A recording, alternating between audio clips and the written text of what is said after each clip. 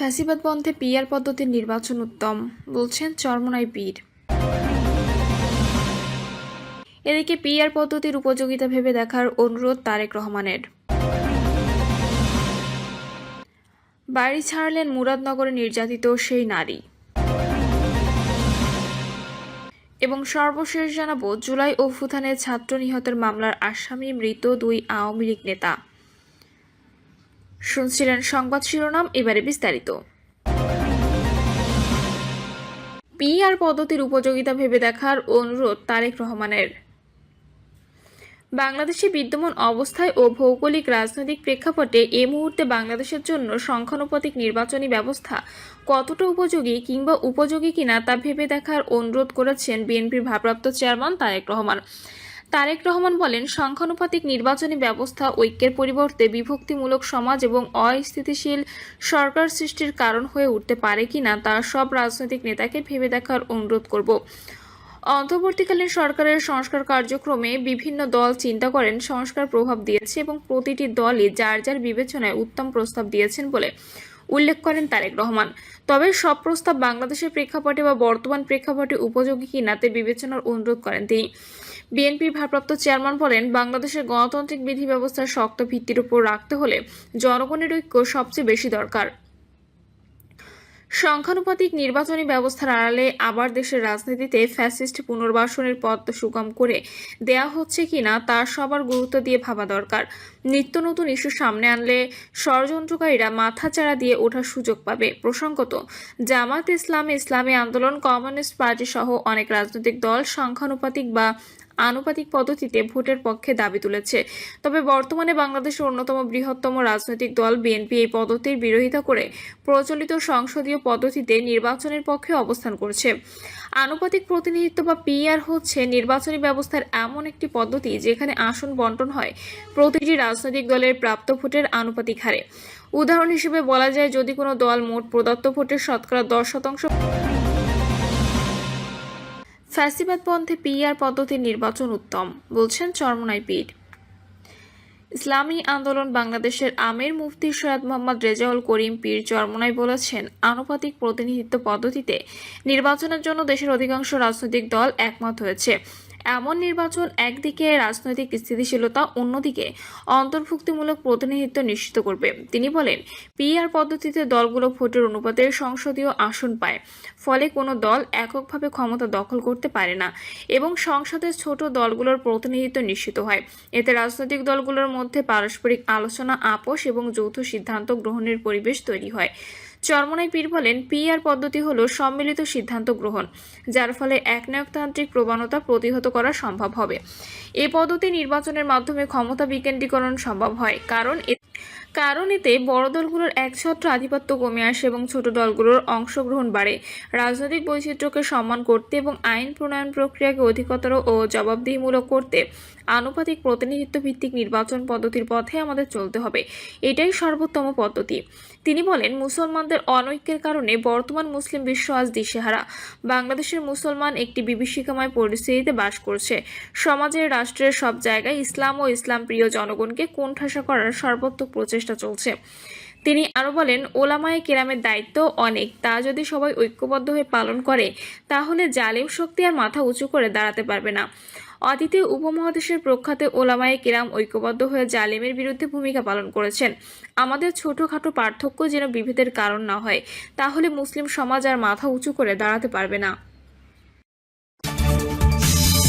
PR পদ্ধতির উপযোগিতা ভেবে দেখার বাড়ি ছাড়লেন মুরাদনগরে নির্যাতিত সেই নারী। কুমিল্লার মুরাদনগরে ধর্ষণ ও নির্যাতনের শিকার সেই নারী বাড়ি ছেড়েছেন। সকাল থেকে বিকেল পর্যন্ত তার বাড়িতে তালা ঝুলতে দেখা যায়। তবে তার বাড়িতে প্রতিদিনের মতো আজও লোক সমাগম ছিল। পুলিশ বলছে, ঘটনার পর প্রতিদিনই তাদের বাড়িতে বিভিন্ন শ্রেণী পেশার লোকজন ভিড় করেছে। এছাড়া গণমাধ্যম কর্মী, ইউটিউবার, বিভিন্ন সংস্থা ও সংগঠনের কাছে সাক্ষাৎকার দিতে দিতে বিব্রত হয়ে তিনি বাড়ি ছেড়েছেন। নাম প্রকাশে অনিচ্ছুক তার দুজন প্রতিবেশী বলেন, ওই নারী বাড়ি ছেড়ে কিছু সময়ের জন্য থানায় অবস্থান করেন। তিনি বাড়ি ছাড়েন। পরে কাল পুলিশের সহযোগিতায় তিনি 2 সন্তানকে নিয়ে বাড়ি থেকে চলে গেছেন। তাই আজ তাদের পরিবারের কাউকে দেখা যায়নি।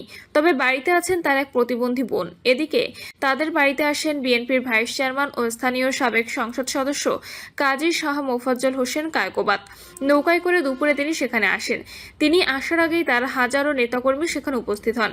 এ সময় উপস্থিত নেতাকর্মীদের সামনে বক্তব্য দেন কাজী কায়কোবাদ। তিনি বলেন, হিন্দু মুসলিম ভেদাভেদ বুঝি না, আমি বুঝি আপনারা সবাই আমার ভাই। আপনারা জানেন এই ঘটনায় বিএনপির কোনো সংযোগ নেই।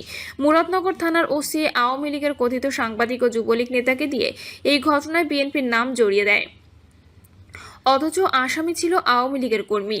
আপনাদের সঙ্গে বিএনপির বিরোধ সৃষ্টি করার জন্য আওয়ামী লীগ ও এনসিপি যে ষড়যন্ত্র করেছে তা সফল হয়নি, হবেও না ইনশাল্লাহ। 5ই আগস্ট ফ্যাসিস্ট হাসিনার পতনের পর যেসব আওয়ামী সন্ত্রাসীরা পালিয়েছিল, আসিফ মাহমুদ উপদেষ্টা হওয়ার পর সেসব আওয়ামী সন্ত্রাসীদের পুনর্বাসন করেছেন। নিষিদ্ধ দল আওয়ামী লীগের সন্ত্রাসীরা এখন এনসিপির ব্যানারে সব অপকর্ম করছে, আর তাদের শেল্টার দিচ্ছেন মুরাদনগরের ওসি। তিনি আরও বলেন, এই মামলাটি তদন্ত চলমান, তাই আমি বেশি কিছু বলবো না। সুষ্ঠু বিচার করতে হবেই হবে। আমি এখানে এসেছিলাম সবার সঙ্গে দেখা করতে, কথা বলতে, কিন্তু পুলিশ ও আমাদের মাননীয় শিশু উপদেষ্টা ষড়যন্ত্র করে তাদের এখান থেকে দূরে নিয়ে যায়।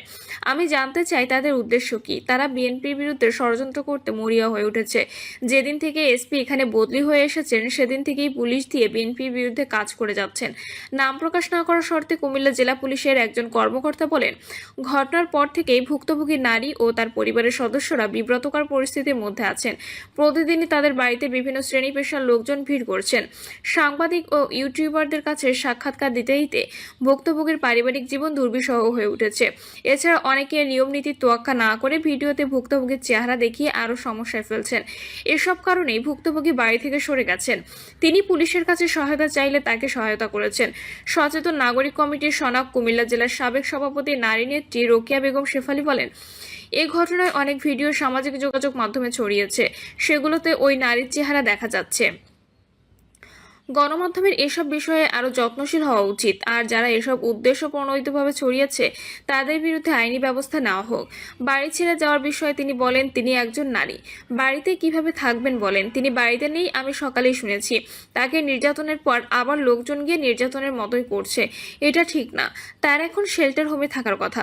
মুরাদনগর থানার ভারপ্রাপ্ত কর্মকর্তা জাহিদুর রহমান বলেন, আমাদের বিরুদ্ধে শুধু বলা হচ্ছে তিনি তার ইচ্ছায় নিজের বাড়ি ছেড়েছেন, এটা তার ব্যক্তিগত ব্যাপার।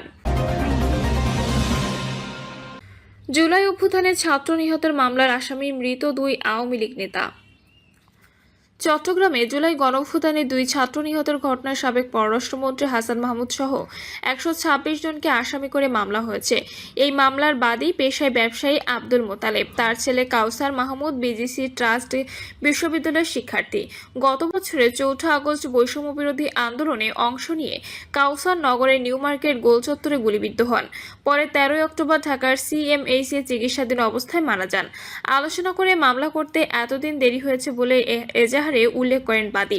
মামলার এজাহারে চট্টগ্রাম মহানগর আওয়ামী লীগের মুক্তিযুদ্ধ বিষয়ক সম্পাদক বীর মুক্তিযোদ্ধা দেবাশিস গুহ বুলবুলকে 55 নম্বর এবং নগর আওয়ামী লীগের কার্যনির্বাহী কমিটির সদস্য অমল মিত্রকে 58 নম্বর আসামি করা হয়। অথচ 2023 সালের 7ই মে অমল মিত্র মারা যান, আর দেবাশিস গুহ বুলবুল 2020 সালে করোনায় আক্রান্ত হয়ে মারা যান।